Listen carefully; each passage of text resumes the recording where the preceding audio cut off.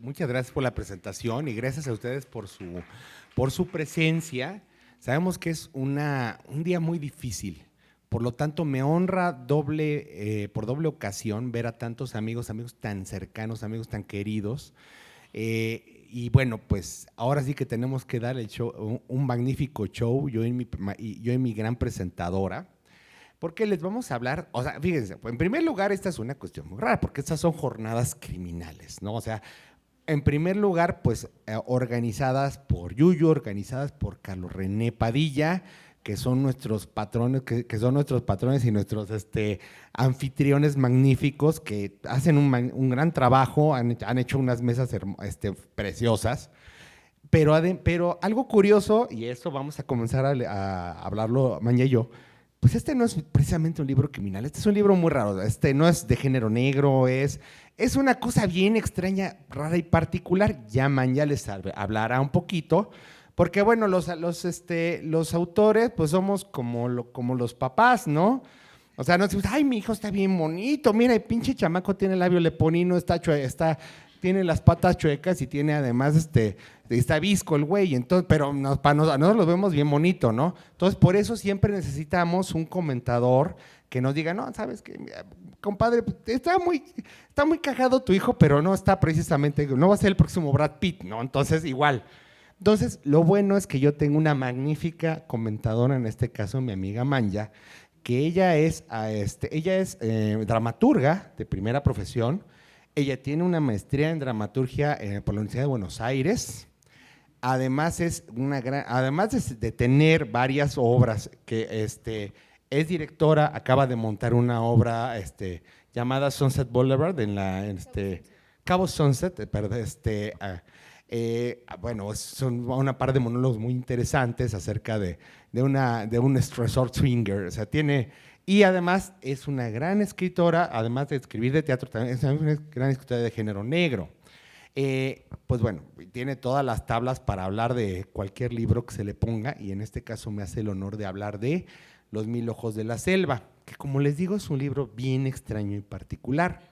Porque un amigo me comentó, es que este pinche libro no debería existir, porque es como un alebrije, pero sin embargo existe y funciona, porque es una mezcla entre novela de época, novela histórica, una novela de horror cósmico y una novela de horror cósmico. Y además una novela con un tema LGBT. Entonces, tiene todas estas partes, o sea, la podemos poner en cualquiera de estos subgéneros o en estas casillitas que son los géneros literarios y funciona, pero junto es un alebrije. Y yo bueno, para esto el chisme es que pues me honraron con el premio José Rubén Romero en el 2024, cuando yo lo mandé, sin esperas y dije, ay, pues este libro está bien fumado, o sea, es una cosa bien extraña, les digo, es una quimera. Cuando lo mando, yo dije, ay, no va a ganar. Y resulta que sí ganó, que sí les gustó a mi jurado. Y pues bueno, gracias a esa tan afortunada coincidencia, lo tenemos aquí publicado por mis editores con Nitropress. Pero bueno, ya tendremos oportunidad de hablar de todo lo que contiene este pequeño universo de 150 páginas. Le voy a dar la página a mi querida Manja para que les hable, más o menos, en primer lugar, para que les dé la visión objetiva de este universo que les propongo, y ya después yo me defenderé. Adelante, Manja. No, mira. ¿Ya? Es que había que prenderlo.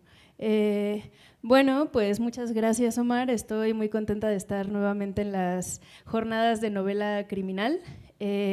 Y mucho más contenta de que me hayas invitado a presentar tu libro. La verdad es que en estos tiempos convulsos y horrorosos que nos están tocando vivir, es muy difícil leer por placer, ¿no? Sobre todo si uno quiere vivir del arte, tienes que estar haciendo un montón de cosas. Y me gusta que mis amigos me inviten a presentar sus libros porque los puedo adelantar en la lista. Y fue una gratísima sorpresa encontrarme con tu libro. Y bueno, ¿quieres decir algo antes de que me arranque? ¿Ya está todo dicho? Va. Pues sí, yo también cuando lo empecé a leer dije, pues no está tan noir, pero pues ya vimos que los límites del noir se han expandido hasta universos insospechados. Entonces pues seguí leyendo y a mí se me hizo como una novela histórica fantástica, como especulativa, o sea, sí, tiene muchísimo, ¿no? Y creo que eso está muy padre. A mí me da mucho gusto que exista. Dile a tu amigo que también existimos los libros y las personas así. Y está bien, porque justamente mezcla temas que uno no se imaginaría y creo que eso hace que se haya ganado el premio, ¿no? Bueno, Los 1000 ojos de la selva es una novela que nos transporta a la península de Yucatán en 1901, donde un grupo de soldados comandados por el general Bravo, que es un culero, se internan en la selva para llegar a Chan Santa Cruz y terminar de una vez por todas con el último resquicio de resistencia maya. Lo cual a mí pues es un tema que me mueve mucho, que me apasiona. Estamos viviendo tiempos donde la guerra es un tema que nos mueve a todos y creo que eso vuelve muy vigente tu libro también desde una perspectiva actual, ¿no? Y bueno, en este heterogéneo grupo de soldados va también el teniente Horacio Rendón, que solo piensa en volver a los brazos de su amada Matilde. Incluso hay cartas que le dedica donde le cuenta todo lo que están viviendo y así. Y los ninfos, que es un grupo de hombres homosexuales que gustan de travestirse de vez en cuando y que fueron emboscados en un famoso evento histórico denominado el Baile de los 41, que creo que la mayoría de aquí vamos a identificar. Y eso me gustó muchísimo porque el primer renglón del libro empieza hablando de una tal Jesusa. Y este personaje es un hombre que se puede nombrar a sí mismo de ambas formas, ¿no? Jesús o Jesusa.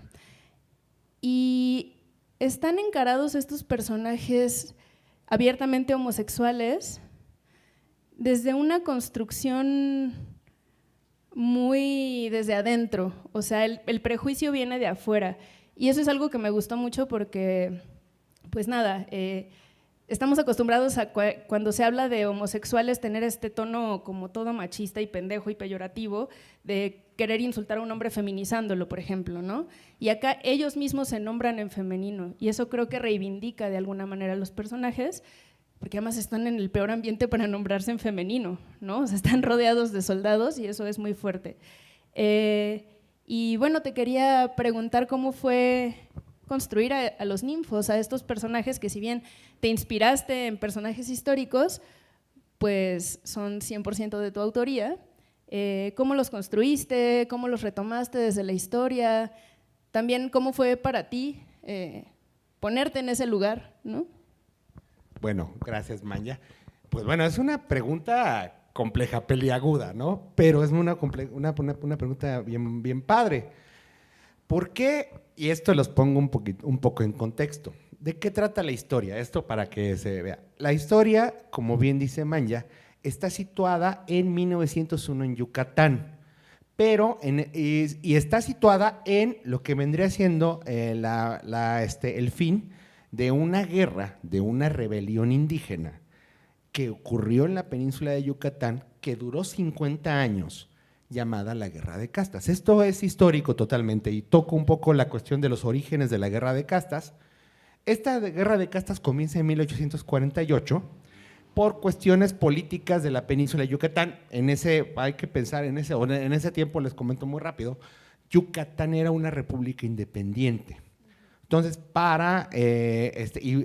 se independiza y para lograr independizarse, el gobierno blanco de Mérida, el gobierno blanco de Yucatán, le pide ayuda a los grupos mayas. Oye, pues, ¿qué crees? Nos vamos a independizar, vamos a formar una república independiente.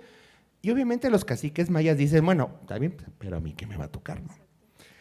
Entonces el gobierno les promete tres cosas. Y esto tiene que ver con las condiciones históricas que tenían los pueblos mayas en aquel tiempo. En primer lugar, les permitía a todas las comunidades mayas el poder poseer armas de fuego, que esto es esencial para la guerra que iban a montar. Número dos, les reivindicaban algo que se llamaba el derecho de monte. Y para esto, perdón, fui maestro y luego les vuelto a la aburridora, pero es necesario decirlo porque sí es un proceso que es muy, y aparte es muy rico, por lo menos me gusta mucho. El derecho de monte tendría que ver con la cuestión de que la península de Yucatán, si ustedes la han visitado, es como un comal de piedra laja con un poquitito de tierra cultivable. Entonces, los pueblos tienen que ir migrando en el monte cada 2 o 3 años para no acabarse la tierra cultivable. El derecho de monte consistía justamente en que los pueblos mayas migraran, devastaran monte y ahí montaran sus milpas y bueno, sus cultivos, y después tenían que migrar. Ese era el derecho de monte. La tercera promesa que les hizo el gobierno blanco fue, bueno, te vamos a quitar el diezmo de la iglesia. Como siempre saben, pues siempre era una garrapata para los pobres pueblos mayas. Los mayas van a la guerra, ganan la independencia y todos están celebrando muy padre, y entonces les dicen los blancos: mayitas, ya ganamos. Ahora, bueno, pues qué padre, ¿no? Ahora regrésenos las armas. ¿Y quién cree que dijeron las mayas? Pues vete a chingar a toma, pero en maya, ¿no? O sea, de ahí comienza la guerra de castas. Esta guerra de castas fue tan sangrienta en sus primeros años que estuvo a punto de exterminar a toda la población blanca en Yucatán. En 1850 estuvieron literalmente a punto de echarlos al Golfo de México, a los blancos. Sin embargo, pues ahí hubo, o sea, van los blancos otra vez allá con los mexicanos: güey, es que los pinches mayas… Está bien, yo te ayudo, pero pues te regresas a la federación. Entonces dice, pues va, órale, y va, chin, pues regresa el contragolpe. Los mayas son replegados hacia la parte oriente de la península, y por 50 años la parte poniente, lo que actualmente es el estado de Quintana Roo, fue un territorio autónomo indígena. O sea, no podían pasar, y los blancos era un territorio incluso que tenía un autogobierno indígena, que tenía incluso un sistema de gobierno muy parecido a lo que eran las ciudades mayas, e incluso una religión que era una cuestión que también lo tocó en la novela, que era la religión de la Cruz Parlante, que era era una amalgama entre creencias indígenas mayas con creencias católicas. Pues todo esto, por 50 años estuvo ahí ese territorio, hasta que llega en 1901, quien estaba en ese momento en la presidencia, niños, Porfirio Díaz, un señor viejillo, ajá. Y entonces digo, ¿qué pedo con estos cabrones? A ver, y manda a su carnal, que era un general, ya lo comentó Manya, Ignacio Bravo, uno de los generales más sanguinarios que existían en el ejército porfirista, a exterminarlos. O sea, a vencerlos, a exterminarlos, y nominalmente la guerra de castas termina el 5 de mayo de 1901 con la toma de Chan Santa Cruz, actualmente lo que es Felipe Carrillo Puerto. Chan Santa Cruz era la capital de este territorio maya, de este territorio indígena. Ahora, todo esto tiene que ver con otra cuestión. Manya también le acaba de decir de los personajes. Los personajes principales, aparte de estar Horacio Rendón ahí, que Horacio Rendón es un teniente, ¿mande? Que te encantó seguramente, es que sí es un personaje muy tierno, y pues bueno, no les voy a contar el final, cómo termina, para que lo compren el libro, pero tiene un final muy feo, pero pobrecito, le va muy mal. Pero hay otros personajes que son encantadores, que son los ninfos, como bien decía Manya. Los ninfos eran hombres homosexuales que fueron arrestados en este famoso viaje de baile de los 41. Y esto tiene una raíz histórica, porque este baile de los 41, cuando llega, bueno, ustedes saben que el mundo homosexual en el México de Porfirio Díaz, pues estaba totalmente soterrado, totalmente oculto. O sea, incluso no había una nominación para la conducta homosexual, ¿no? O sea, Carlos Monsiváis lo dice, que pues, el mundo homosexual en México se inaugura con el baile de los 41, ¿no? Porque brota la realidad. Ajá. Entonces, en este baile, pues un día, y bueno, todavía existe la casa, la casa estaba en Ezequiel Montes número 1, en la colonia Tabacalera, todavía existe esa casa donde estaba en ese baile, y eran, te dice 41, 42 hombres, de ahí viene el nombrecito, ahorita les platico el chisme.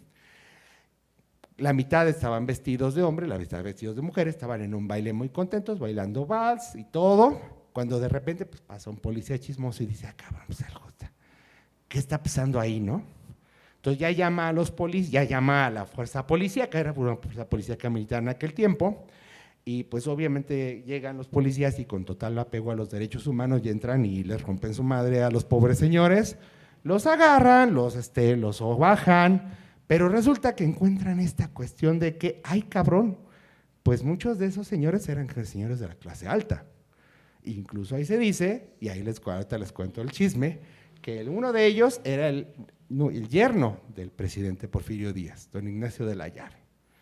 Entonces, de ahí viene esta cuestión de los 41, porque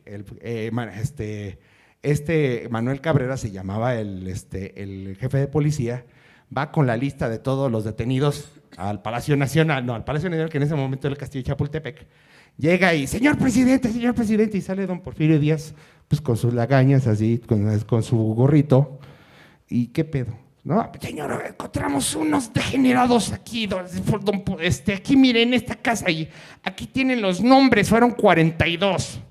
Entonces don Porfirio comienza a leer los nombres, pues se da cuenta que hay un nombre de su yerno, agarra una pluma, perdone Cabrera, yo nada más leo 41 nombres. Y don Cabrera, obviamente, qué pendejo soy, no sé ni contar, señor presidente, claro, eran 41. Pues obviamente dejaron salir a Nachito de la Llave. Obviamente también dejan salir pues a los que tenían raigambre, a los que tenían alcurnia, a la gente, a los señores de clase alta, pues mire, ahí está la puerta, detrás, váyase al baño y ahí váyase, chinga. Pero también había gente de clase trabajadora, de clase pobre. Pues a ellos no los dejaron salir. A ellos los sobajaron, a ellos los torturaron, los madrearon y, como castigo ejemplar, los mandaron a la guerra de castas, como parte del ejército, como leva. Ahora, evidentemente mandarlos a Yucatán a pelear era mandarlos a una sentencia de muerte. Estos personajes que yo planteo en la novela son personajes ficticios totalmente, cada uno con su historia, son personajes, como les digo, homosexuales, travestidos, que en el ejército los hacen travestirse a propósito, forzadamente, como una manera de escarnio, porque además, pues también, no solamente iban como cocineros de la tropa, pero además, como cocineros de la tropa, también pues ejercen otras funciones, pues como desfogue sexual de la tropa, ¿no? Entonces, van en una situación muy precarizada, muy dolorosa, pero yo los construí, ya desde una cuestión de la resiliencia, o sea, en la cuestión de que cualquier persona, aún en la peor situación, tiene esa capacidad no solamente de sobrevivir, sino incluso de sentir compasión por otros, incluso de sentir compasión y de empatizar con sus propios torturadores. Entonces, estos personajes pues solamente se tienen entre ellos, estos ninfos solamente se tienen entre ellos, no son personajes también que sean lastimeros, que tengan autocompasión, son personajes rudos, son mecánicos, son tablabaltaleros, son gente de pueblos, pero pues que tienen diría el maestro Carlos Pellicer, que les gusta el amor de otro modo, ¿no?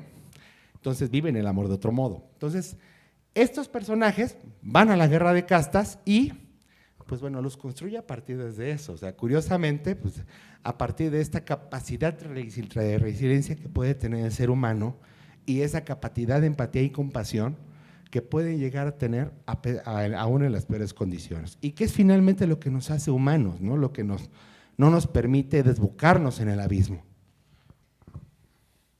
Voy a hacerte una pregunta de otra cosa porque voy a volver constantemente a los ninfos, que es mi tema favorito del libro. Algo que también me encantó fue la creación de la atmósfera selvática.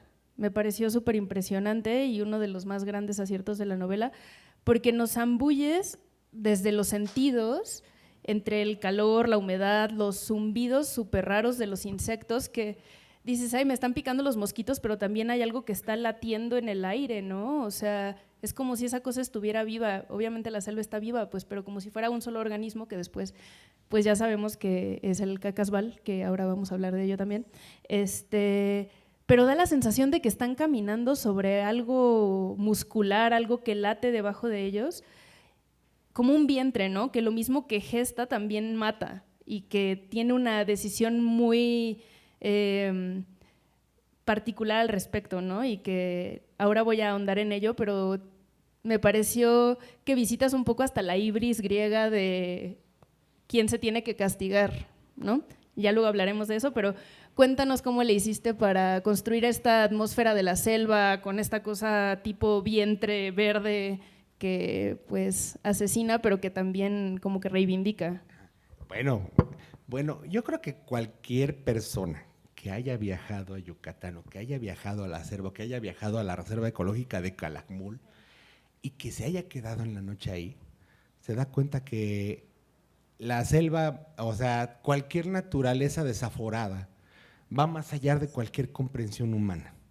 Y eso, pues obviamente, muchos autores lo han tocado, como Autor Magen con el gran dios Pan, no recuerdo el autor, pero este gran cuento del Wendigo, o sea, muchos de ellos, incluso Lovecraft con su horror cósmico, habla también de esta indefensión del hombre ante el universo e la indefensión del hombre ante la naturaleza pura y cruda. Entonces, digo, yo soy desde que fui a Yucatán, a mí me enamoró la península, ¿no? Me enamoró, pues, su gastronomía, pues soy un dragón profesional, pero también su historia y sobre todo su selva, ¿no? O sea, la selva que tiene y las leyendas que tiene, ¿no? Porque, no sé, o sea, Yucatán tiene una cuestión muy particular de que quienes hayan ido, no me dejarán mentir, de que no se parece a ningún otro estado de la República, ni su gente, ni su geografía. O sea, de hecho, Yucatán se parece más a Cuba o se parece más a Florida que de lo que se parece a cualquier otro estado de la República Mexicana. Y su selva también es así. Su selva no es así como la selva chapaneca, quienes hayan ido, pues, como mi comadre, que es de allá. La selva de Chapaneca es exuberante, totalmente alta, la selva de la selva de Yucatán, mucha de ella es majagual, es selva baja, pero al mismo tiempo es selva muy, muy espesa y en la que pues la gente que trata de desmontar le cuesta mucho trabajo porque ¿cómo se llama? Los árboles y las maderas son muy difíciles de desmontar. Y además tenemos la cuestión de los cenotes, ¿no? O sea, cada 3 pasitos hay un cenote, que son estos enormes depósitos de agua naturales que están llenos de agua, ¿no? Que también son vientres de tierra. Entonces, toda esta cuestión, cuando tú la conoces, cuando tú la vives en Yucatán, dices, es que esto va más allá de mi comprensión y es hermosa y es aterradora al mismo tiempo, ¿no? Y todo eso yo lo traté de transmitir en la novela, ¿no? Todo este espíritu que, como bien dijo Manya, yo le puse nombre y me inspiré en la mitología yucateca, la mitología maya. Le puse el nombre de un antiguo demonio maya que se llama el Cacasbal, pero hablaremos de eso después. Ahorita los dejamos con el pendiente. Sí, justo. Terminé el libro y me fui a googlear el Cacasbal y hay como 1000 representaciones súper raras y abstractas y monitos raros.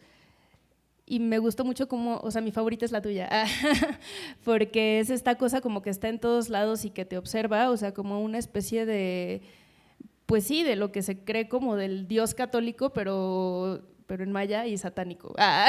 O sea, creo que es una gran construcción y que te observa por todos lados y que además lo estás habitando. No solo es que te esté observando, sino que lo habitas y estás a merced de él, ¿no? Entonces eso me encantó. Otra cosa que me gustó mucho es que tu creación de personajes me pareció muy maravillosa y hay otro personaje que me fascinó, que es una especie de cura guerrillero octogenario que es el único que parece ver la realidad tal cual es. Eso es me pareció muy simpático y muy irónico, porque también me parece que habla de la masculinidad, ¿no? Que luego tocaré ese tema, pero ¿cómo puede ser que solo un viejito sea el que, o sea, es súper obvio lo que está pasando, pero solo la puede ver este señor y todos lo pendejean y nadie le hace caso, ¿no? Entonces tiene que urdir su plan solo para poder llevarlo a cabo. Y este personaje se llama Hilario Alegría. Me encantó el nombre además y quería saber si te basaste en algún personaje real porque pues ahí no supe, o sea, seguro existió alguien así, pero… Fíjate que no así real, tal cual Manya, no. O sea, Hilario Alegría, como bien dice Manya, es un sacerdote que llega a la guerra de castas, y es, vamos a decirlo así, es como el asesor de lo sobrenatural de Porfirio Díaz. O sea, es este señor que es cura, pero que también sabe cosas más allá de hechicería, de alquimia, de tal. O sea, es un sabio en muchas y versadas artes ocultas. Y entonces él sabe que en esa selva hay algo más allá que los alzados. O sea, que hay una maldad mucho más allá de lo humano.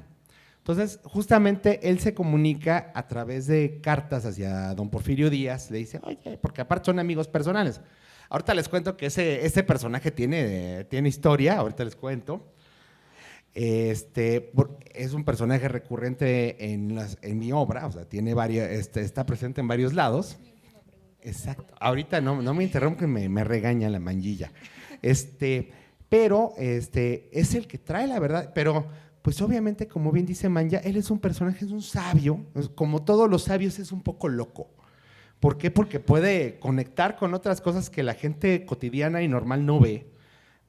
Y obviamente está con una pinche soldadesca que, con trabajos, o sea, con un general que de esos de mátalos en caliente, un general cabrón sanguinario que dice, pues yo o sea, si hace sombra me lo chingo a cañonazos, cabrón. Entonces, y él, no, es que sí, o sea, es que se alimenta de la violencia, esta entidad, no, al contrario, ¿no? Tú lo estás alimentando. No, me vale madre, o sea, entonces él tiene que buscar y él tiene que investigar cómo vencer a este demonio. Para esto les comento, o sea, Cacasbal viene de la mitología maya y es un personaje muy particular, ya lo dijo Manya. O sea, Cacasbal significa en maya 2 veces perverso. Y esto implica porque los mayas tenían, o sea, este personaje, o este espíritu era tan cruel y tan sanguinario que para concebir la maldad que podía generar, los mayas tuvieron que darle este nombre. O sea, era un ser, y esto de la mitología, más allá, con una maldad más allá de la comprensión humana. Y bueno, pues hay muchas leyendas acerca de él, es un espíritu de la selva. En algunas ocasiones las leyendas mayas lo manejan como una masa informe o como un toro lleno de cubierto con testículos de mono, o sea, o como un gran 100 pies, o sea, es multiforme, pero en todas las acepciones es un espíritu profundamente perverso y que además tiene la costumbre de, pues obviamente ataca a los borrachos que van en la noche en la selva, los devora y lleva los huesitos sanguinolentos a la casa de su familia y los pone en la puerta para que se den cuenta que él fue el culpable de la muerte de los señores, ¿no? Entonces, este espíritu yo lo renuevo como esta entidad que está dentro de la selva, que es invocada por los mismos alzados, eso es algo importante. Cuando los alzados están en repliegue, los alzados indígenas van en repliegue, ellos invocan a Cacasbal. Cacasbal es un ente que sale del inframundo, supuestamente a ayudarlos, pero pues ningún ente que salga, que genere muerte va a poder ayudar a nadie, ¿no? Entonces genera este mal y pues lo que quiere Cacasbal, porque el Cacasbal está confinado en la selva, lo que quiere es salir al mundo. Entonces ahí hay un personaje que está involucrado en que es la llave para que salga, pero resulta que los ninfos y eso lo encuentra Hilario Alegría, los ninfos son la clave para detener al Cacasbal. Y esto, bueno, adelante, Mayita. No, es que que los héroes de tu historia son un viejito loco y unos jotitos, o sea, está precioso. Eso es lo que yo espero de la literatura actual, porque ya estamos cansados de que sea un güey todo mamado y bien estudiado, blanco e inteligente que es el que gana, ¿no? No, esta es la realidad, ¿no? O sea, eso fue lo que más me gustó y que lo estableces de esa manera, ¿no? Y desde un lugar muy entrañable y muy sincero. Y justamente otra cosa que me encantó fue que los comportamientos machistas, que por supuesto como en la vida conllevan la muerte de personas feminizadas, terminan siendo la ibris de la que te hablaba, ¿no? Es una ibris que los consume, o sea, se les castiga por su propio machismo, pero no desde un lugar moral, sino desde un lugar ontológico de existencia, y eso me gusta mucho. Y me gustaría mucho saber, como varón, cómo fue que, o sea, cómo lo vives tú, porque, pues nada, yo lo veo de lejos, pero porque, a ver, la violencia machista nos afecta a las mujeres, pero por supuesto que también le afecta a los hombres, ¿no? Es esta cosa en la que el yugo social es un arma que está lista para acuchillarte también, ¿no? Como varón que no se mete en esos lineamientos raros que se les exige y a la vez te obligan a perpetuarlo, o sea, es como muy esquizofrénico. Entonces, quería saber cómo fue tu experiencia como varón, pues replanteándote estas cosas, ¿no? O sea, que no son los varones supermachos los que ganan al final, ¿no? No les estoy haciendo spoiler, o sea, de eso empieza así el libro. Ah. Bueno, fíjate que eso es algo que he reflexionado mucho, ¿no? Y esto les voy a contar, les voy a contar un poco de mi biografía, ¿no? Yo nací en Ciudad Juárez, yo soy de una familia norteña, soy de una familia profundamente machista y fui criado con estos paradigmas del macho, ¿no? Esos que todos conocemos dentro del patriarcado. Y pues de repente llegó un momento en mi vida que evidentemente en mi primera infancia, en mi primera juventud, los compartía. O sea, hay que decirlo, ¿no? Porque no tenía otro marco de referencia. Pero poco a poco fui reflexionando y mucho antes de que hubiera el movimiento de Me Too y mucho antes de que hubiera esta cuarta ola feminista, yo comencé a pensar, es que esto está mal, cabrón, o sea, hay otra manera de portarse como hombre, ¿no? O sea, esto sin avergonzarme ni tampoco sin renunciar a la identidad masculina. Hay una identidad masculina que es nutricia, que es creativa, que es también resiliente, que es también empática, que no tiene nada que ver con este estereotipo que nos pone el machismo, ¿no? El heteropatriarcado, que es el que todos conocemos, ¿no? Y que es el que vale la pena como hombres, como varones, seamos homosexuales, heterosexuales, porque en ese sentido sí no hay, o sea, hay homosexuales machistas y hay heterosexuales empáticos. O sea, el reflexionar acerca de esta herencia maldita que tenemos y el cómo la podemos trabajar, ¿no? En este caso, mi obra ha sido esa manera de trabajarlo, o sea, no es finalmente lo trabajo con los 41, con los linfos aquí, o sea, esta cuestión de esta masculinidad nutricia positiva y empática, y pero también en mi obra está presente, ¿no? Está presente en El del Diablo, está presente en El Caballero del Desierto, en mis otras novelas. Pues es una constante, ¿no? Y es la manera que yo tengo de reflexionar y de tratar de deconstruirme, ya eso sería mi respuesta. Sí, y es que justo algo que me parece muy interesante como lo planteas es que sí existe este estándar hegemónico, ¿no? De que mientras más moreno o más femenino sea un cuerpo, tiene menos derecho a estar vivo. Y vemos a los hombres incluso riéndose de la muerte de otros hombres y este tipo de cosas. ¿Qué es lo que vemos actualmente? O sea, no es como que estés hablando de algo que no existe y que claro que urge que problematicemos, ¿no? Pero en este caso los que son castigados y asesinados por ser quienes son los hombres que se comportan como la sociedad esperaría que se comportaran, ¿no? Y eso es algo que no vemos, o sea, en general cuando vemos contenido LGBT, el final de los personajes es que se mueren o sufren horrible o así, y acá no. Y eso me parece muy valioso, o sea, me parece, pues sí, que está muy chido ese punto de vista. A esto te tengo que comentar, tengo que agregar algo. ¿Por qué surge esta cuestión de que los héroes tuvieran que ser lo del baile de los 41? Digo, esta novela tiene una génesis de varios años.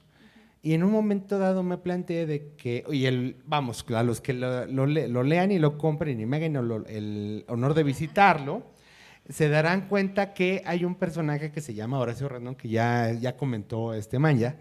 Él era originalmente el protagonista y era originalmente un cuento, pues, así que lovecraftiano, de misterio y demás, pero conforme lo iba escribiendo me di cuenta que faltaba algo, que faltaba un engrane que verdaderamente le diera esa profundidad ontológica, como dice Manya, filosófica e incluso mitológica. Y fue cuando surge esta cuestión de los ninfos.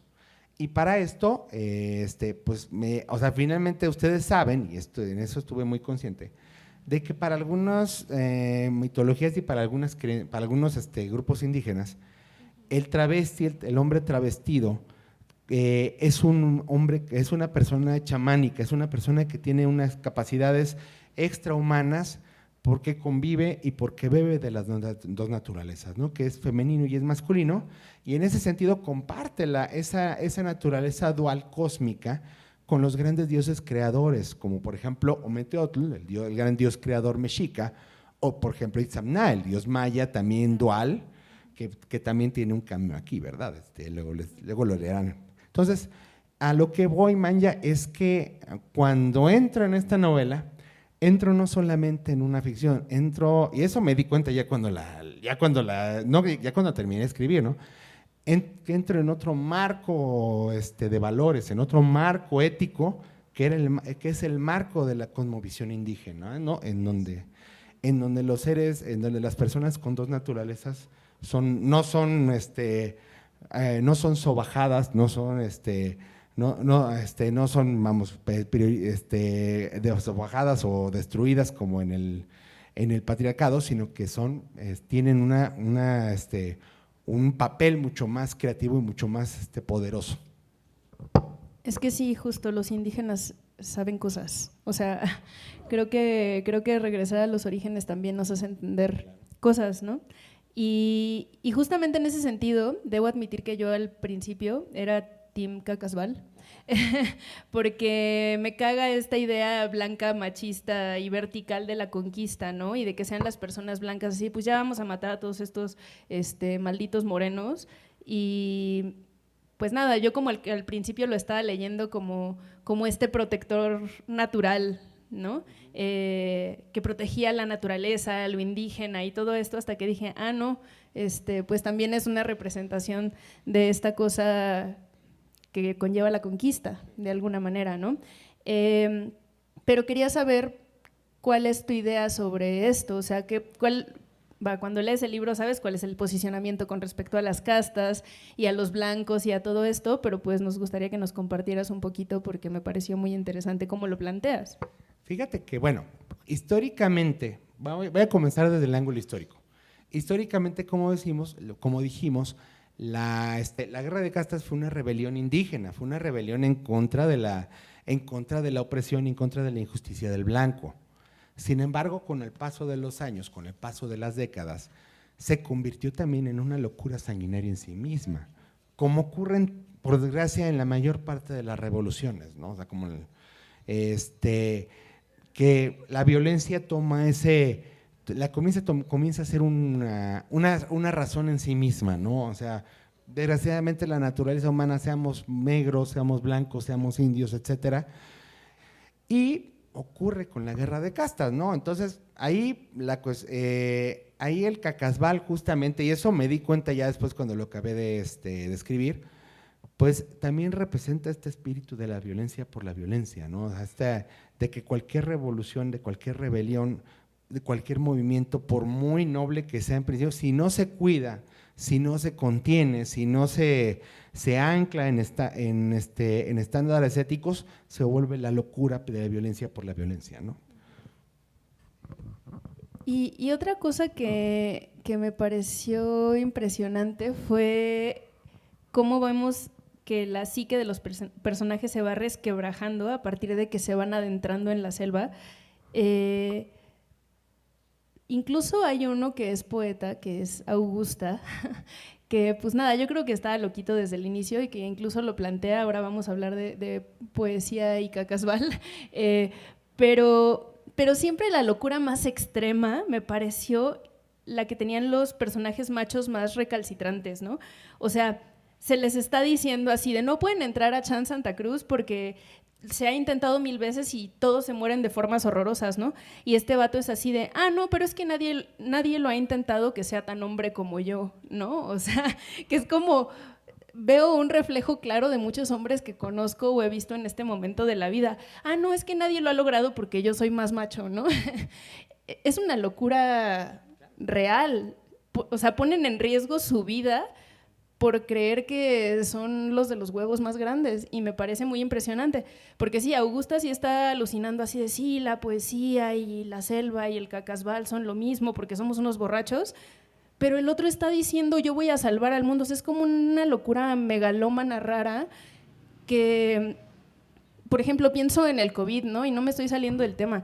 ¿Cuántos hombres no se murieron por decir, no, es que yo me voy a curar solito los síntomas, ¿no? O sea, es un tema del que hay que hablar. Hay hombres muriéndose por este afán megalómano de yo soy el mejor. Y está planteado en tu libro y me parece súper interesante, ¿no? Y bueno, además quería hablar de la estructura fragmentaria y de las diferentes perspectivas que planteas, que justo creo que hacen que el universo se amplíe, ¿no? Porque tenemos las cartas de Rendón a Matilde, las de Hilario Alegría al presidente Porfirio Díaz, hay testimonios, hay narración en tercera persona. ¿Cómo elegiste las formas de contar? ¿Quién lo iba a contar? Las perspectivas, todo eso. Bueno, yo creo que el relato te elige a ti, ¿no? Y como escritora seguramente también concordarás de que la historia te susurra, yo quiero ser contada de esta manera, ¿no? Y conforme vas incorporando elementos, conforme vas, o sea, te vas dando cuenta de que te necesitas complejizar ¿cómo se llama? Para complejizar la narración necesitas complejizar a los narradores, meter distintos puntos de vista, incluso contrarios, incluso opuestos, incluso que se contradigan. ¿Por qué? Porque eso todo te va a dar este crisol del que hablaba Bakhtin de la novela, como este crisol de voces, ¿no? Y crisol de géneros. Yo soy de los testigos de Bakhtin, entonces a mí sí me gusta esto de cuestión del utilizar géneros primarios y secundarios para construir una novela, porque me parece que es una manera muy rica de cuadrar el relato, ¿no? De hacerlo más complejo y polifónico, ¿no? Entonces, nace con Rendón, como te digo, Rendón originalmente pues era el de las cartas, era el que daba la visión, y esta es como que la paradoja, ¿no? Daba la visión del hombre positivista, de lo que hablaba Imanol, del hombre positivista, del hombre racional, de no, estos indios no tienen, son salvajes, estos yucatecos son unos palurdos, nosotros, y conforme se va dando cuenta de que va entrando en la locura absoluta de la selva y de todo lo que está ahí, pues se le va desquebrajando la razón, ¿no? Como tú dices, como tú comentaste con Hilario Alegría, pues él es la voz del sabio, ¿no? De este sabio que, como repito, todos los sabios tienen un pie en la locura, ¿no? Entonces, es el que te está dando la base del ¿será cierto? ¿No será cierto? Y bueno, la narración en tercera persona, pues es la de la acción, pues es la que permite justamente el contar todo lo que está pasando a todo lo que le está pasando. A ver, otra cosa que a mí me gusta mucho y que siento que estamos en tiempos donde pues sí vemos tanta violencia que luego no queremos tanta violencia, pero a mí me encantan las venganzas. O sea, creo que lo que más disfruto de la ficción son las venganzas, porque pues obvio no puedo ir a vengarme de ti que me estás viendo. No, o sea, no podemos hacerlas en la vida real, pero sí leyéndolas en la ficción o escribiéndolas incluso, hay una forma de expiar algo que pues sí, que nos mete en una cosa que nos vulnera y que nos da mucho coraje. Y tú tienes una venganza selvática increíble que me encantó. ¿Qué opinas tú de las venganzas en la ficción? Pues que son nuestro territorio seguro, ¿no? O sea, Sí, finalmente, y le voy a decir así, yo creo que todos los que escribimos para no matar. Entonces, pues justamente es justamente la manera que tenemos de resolver muchas cosas que padecemos en la mente y que pues a lo mejor no ejerceríamos la violencia, pero sí tenemos ese hálito, ¿no?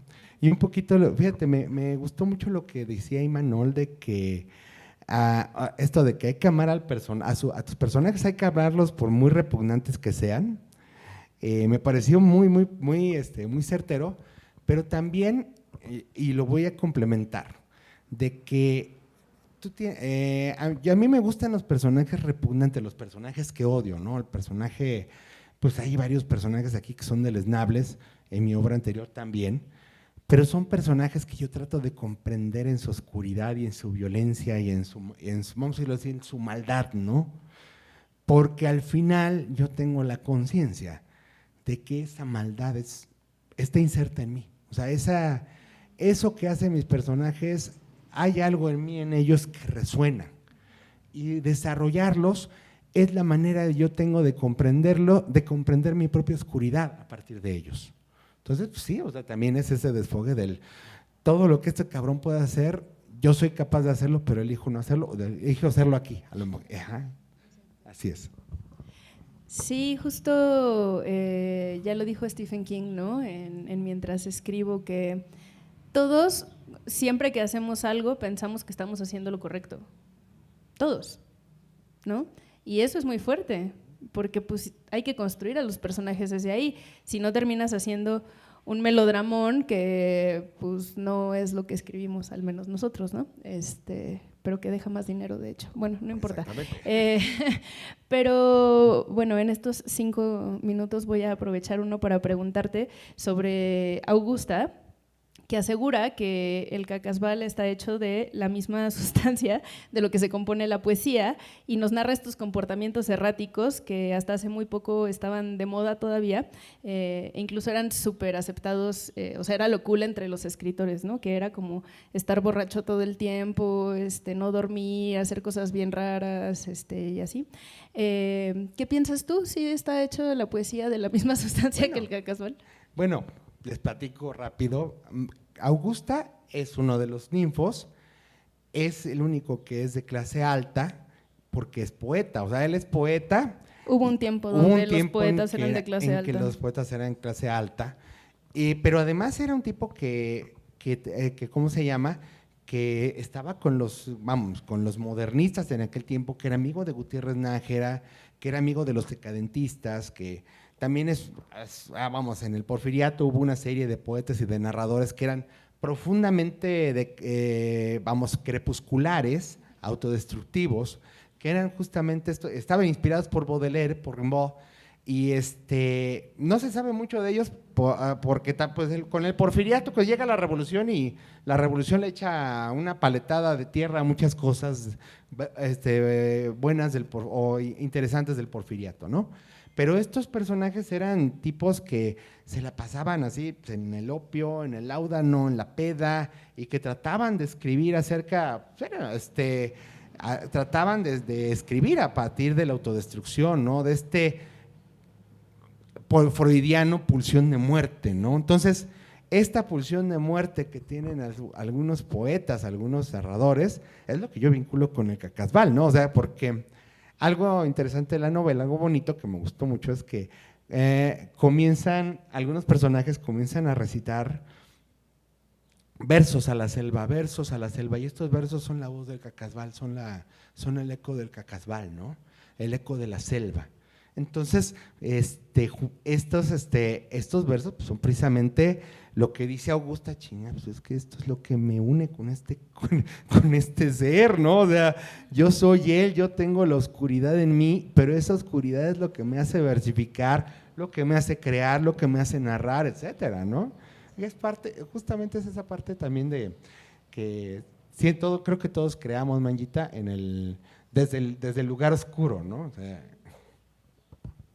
sí, mi psicóloga le llamaría desde la neurodivergencia también, pero todos lo podemos llamar de la manera en la que queramos. Si alguien quiere hacer preguntas, puede irlas pensando mientras hago esta ultimísima pregunta. Yo no la he leído, pero un amigo que está por aquí me comentó de cierta novela que contiene a Maximiliano, Benito Juárez y un par de zombies, y se menciona varias veces. Creo que es Alegría, ¿no? Quien lo dice en las cartas a Porfirio Díaz, y me gustó mucho como esa metareferencia. A mí me encantan las metareferencias porque pues te puedes clavar, ¿no? Y entonces ya vas a leer la novela de Benito Juárez y los zombies y esas cosas. Pero a ver, haznos el comercial. Bueno, es que miren, yo tengo como mi multiverso del siglo XIX, en donde Hilario Alegría es un personaje recurrente. Como bien dice Maña, tengo una novela previa que se llama Habsburgo, que también está muy rara porque trata del fusilamiento de Maximiliano de Habsburgo en Querétaro, y en el embalsamamiento de Maximiliano. Pero ahí el cuide es que pues, Maximiliano se descubre que era el gran maestre de una orden de magos capaces de regresar de entre los muertos. Cabrón, ¿no? Entonces dices, ¿pero qué creen? Que Juárez, así con su peinadito, así con su moco de gorila, así, con su trajecito y usaba botines para verse más alto. Ese es un chisme histórico. Pues es el último de la estirpe de brujos zapotecas, de una estirpe, pero vamos, que reverenciaban al dios murciélago, que es justamente el que protege las puertas del inframundo. Ay, cabrón, entonces el día que lo embalsaman a don Maximiliano, pues se genera esta colisión cósmica entre dos fuerzas, pues entre Juárez y entre Maximiliano, que intenta regresar de entre los muertos. Ahora, en esta obra, en esta novela, sale Hilario Alegría, porque Hilario Alegría es ni más ni menos que, estamos hablando de muchas décadas antes, es el guardaespaldas de Benito Juárez, es un chinaco que es el guardaespaldas de Benito Juárez. Entonces, él presencia todo, y bueno, ahorita como chisme, ya que lo dice Manya, estoy trabajando en otras 2 novelas para que la saga de Hilario Alegría son 4 novelas. La primera ya la estoy trabajando, se llama El odio de Dios en la tierra, que es cuando es chavo y inicia con la muerte de Zaragoza. Y en la otra todavía no tiene nombre, pero está situada en el Istmo de Tehuantepec y trata del asesinato del hermano de Porfirio Díaz, que es cuando se hace sacerdote. Esperemos que las lean prontamente para que ya tengan la serie completa. Pues en lo que salen, que se echen estas 2. Bien, ¿Dónde conseguimos la otra? Bueno, Habsburgo la consiguen está en Editorial Resistencia. Ya casi no hay ejemplares, entonces pueden meterse al portal pedirla. También hay algunos ejemplares perdidos en las librerías Porrúa, por si quieren ir a visitarla también. Y bueno, esta se consigue en la librería de Nitro, se consigue aquí con nosotros y en librerías de prestigio, y en algunas, no sé en cuáles, pero sí, sobre todo en la librería de Nitro, que está en el pasaje Zócalo Pina Suárez. Y aquí también pueden aprovechar para llevarse su ejemplar firmado. Bueno, les dimos un ratito para que pensaran en sus preguntas. ¿Ya las tienen? ¿Quién alza la mano primero? Sí.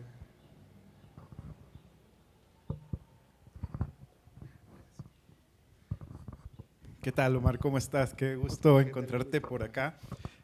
Yo tuve en algún momento todo o casi todo el catálogo de Nitro y además muchas horas muertas a mi disposición.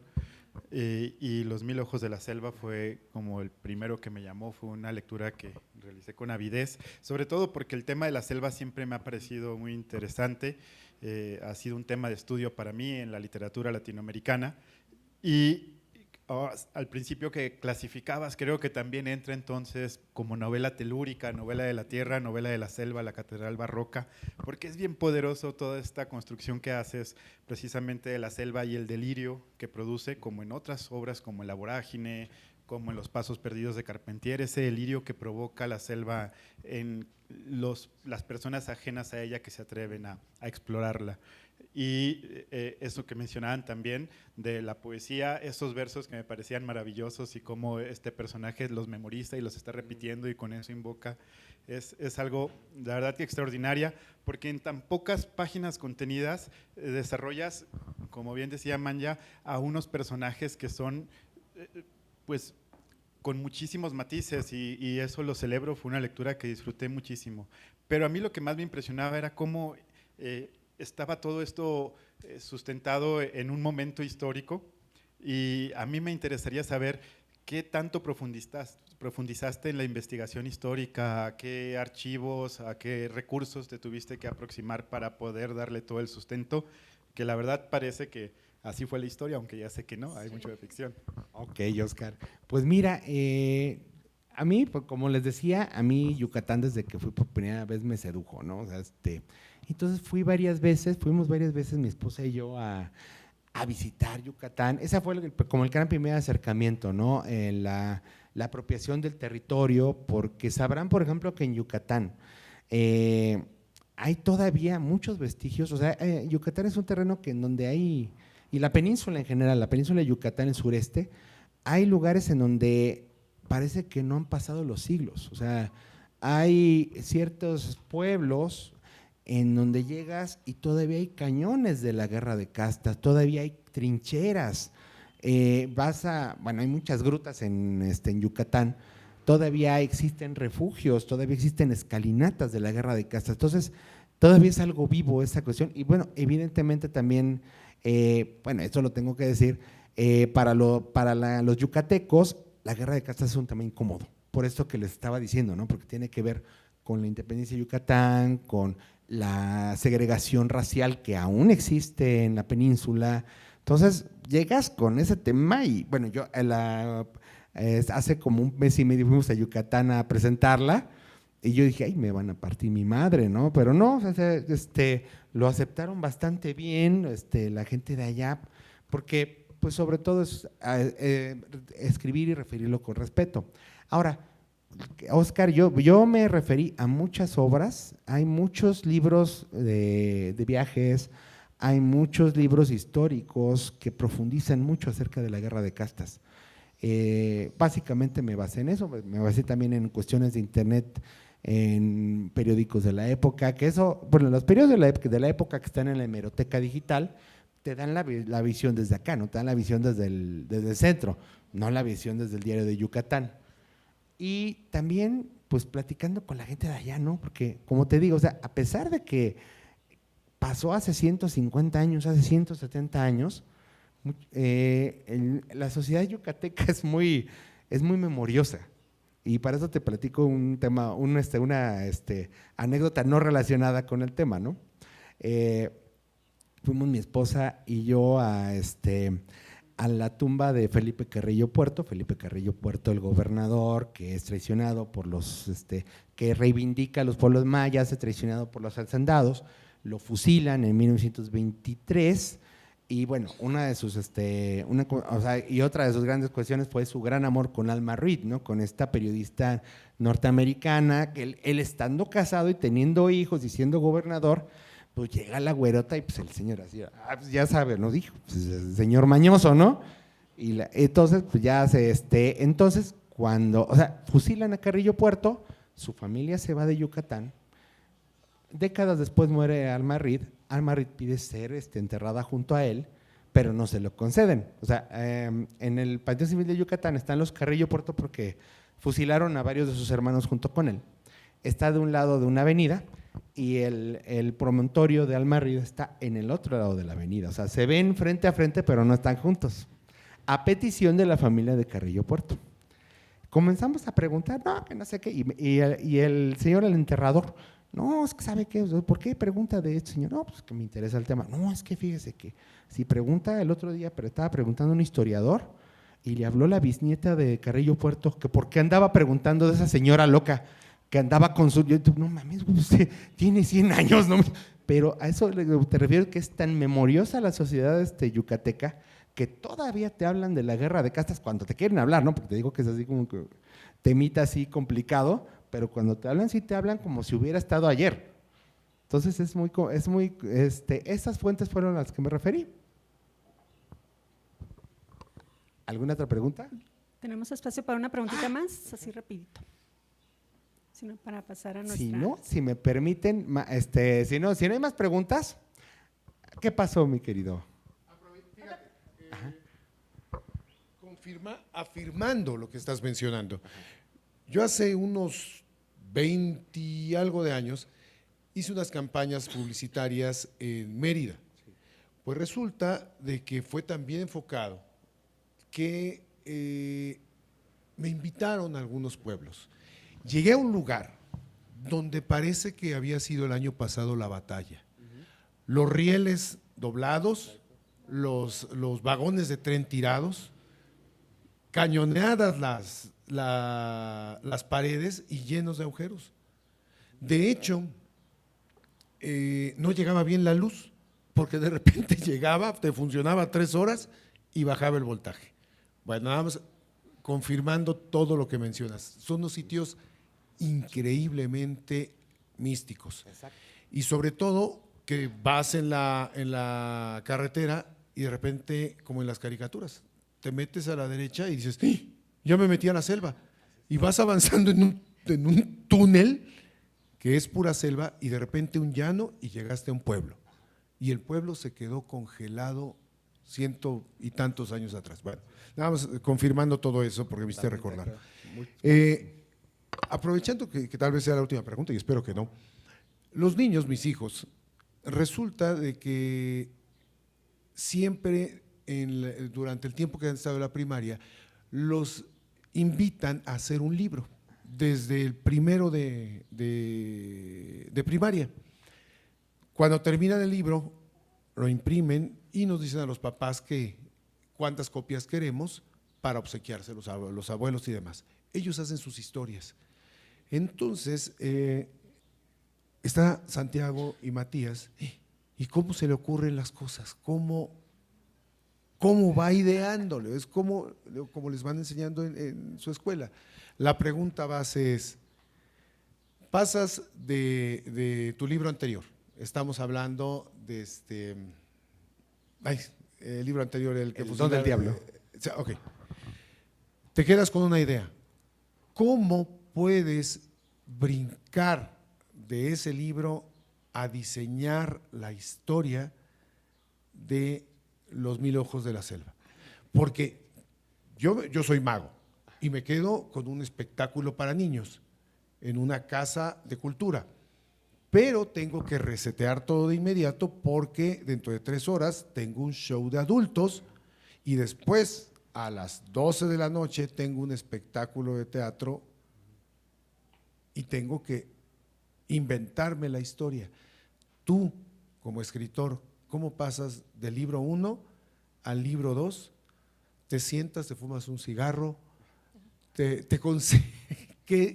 es lo que te encamina a resetear todo para poder imaginar y no ser repetitivo en el contenido o en la vía de desarrollo del libro? Ay, qué buena pregunta, Eolo.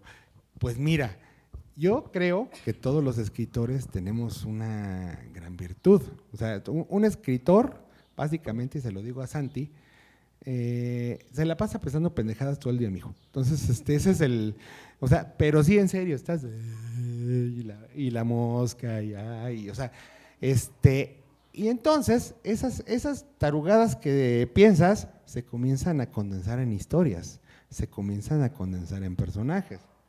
Y esos personajes pues comienzan a, vamos a decirlo un poco romantizado, ¿no? A murmurarte su historia, ¿no? O sea, a decirte, te quiero contar mi historia, cabrón, mira, levántate a las 3 de la mañana y lo que estás haciendo pipí, regresas, ya no puedes dormir, y entonces te comienza a murmurar el personaje, oye, güey, mira este pedo. Y entonces no te deja en paz el cabrón, entonces lo tienes que capturar en papel para que te deje en paz. Y entonces ya estás bien chido, ay, mira, ya lo tengo, ya, llega otro, y otro, y a la chingada. Entonces, pues básicamente, contestando por último tu pregunta, porque sigue una mesa de novela negra buenísima, ¿no? Espero que, ojalá se queden porque está de relujo, pero finalmente esta cuestión del cómo, o sea, las historias te van encontrando, Olo. O sea, finalmente todas las historias tienen un eco en tu yo y tienen un eco en tu vida. O sea, incluso hay quien dice que toda escritura es autobiográfica, pero las historias te van encontrando. O sea, de repente, a mí me encontró, cuando fui a Yucatán me encontró esta historia. Cuando de repente leí por mi tesis de doctorado, la de los 41, me di cuenta y encontré los personajes, ¿no? Entonces, y cuando leía Lovecraft, leí el Cacasbal, ¿no? Entonces, todo eso se convierte en esta obsesión que tienes que llegar y poner en el libro, ¿no? Te van encontrando las historias. Y pues bueno, pues estamos a la siguiente casa de la siguiente historia. Bien, pues muchas gracias a Omar Delgado por la presentación Gracias a todos. de Los 1000 ojos de la selva, a Manya Loria también por estar presente, y los invitamos a continuar acá con nosotros ya en el evento de cierre de estas segundas jornadas de novela criminal con…